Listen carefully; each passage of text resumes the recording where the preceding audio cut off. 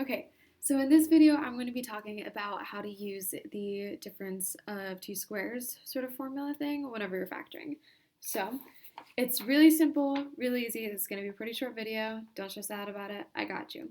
So basically, the general rule is that a squared minus b squared is parentheses a minus b times parentheses a plus b. And what's great about this formula is that you can always FOIL it out afterwards. So take your first terms, a times a, and then your outside terms, ba, or ab, inside terms, ba, last two terms, b times b, and then you'll get this.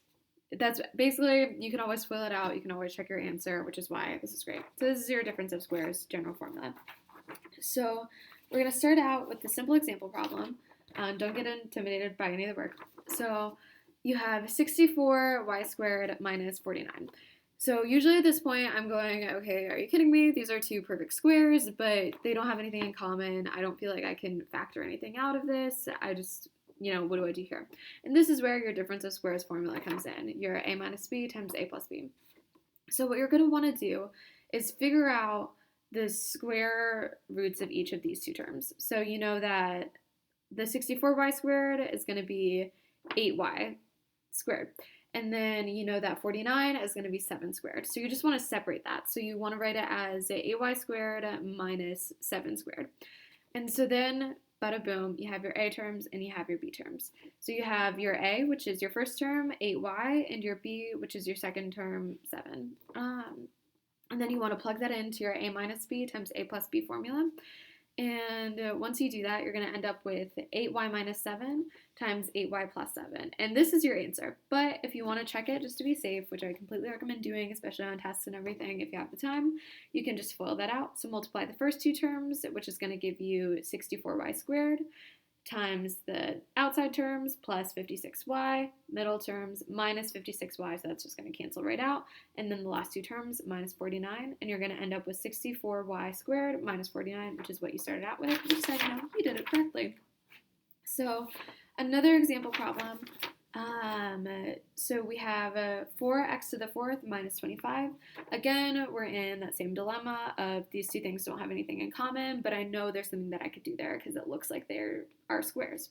So you're going to take the square roots of both terms. So you have the square root of 4x to the fourth, which is 2x squared, and you're going to write that separately, minus 5 squared, because 5 is the square root of 25. So once you rewrite it as that, you should end up with 2x squared to the second power collectively minus 5 squared. So then you have your a and your b again. So your a is your first term, 2x squared, your b is your 5, and you're going to plug that into your difference of two squares little formula, a minus b times a plus b. And once you plug that in, you're going to end up with 2x squared minus 5 times 2x squared plus 5, which is your answer. And always double check if you have the time. So FOILing it out again, we have the first two terms. So 2x squared times 2x squared is going to give us 4x to the fourth. Then our outside terms minus 10x squared, that should say squared. Okay. So our outside terms, so 5 times 2x squared, which is going to give us plus 10x squared. Then our middle terms, so negative 5 times 2x squared, which is going to give us negative 10x squared. So those two things are just going to cancel out. And then our last two terms, negative 5 times 5, which is going to give us negative 25. So there you go. That is the difference of two squares, little formula thing. It's pretty simple.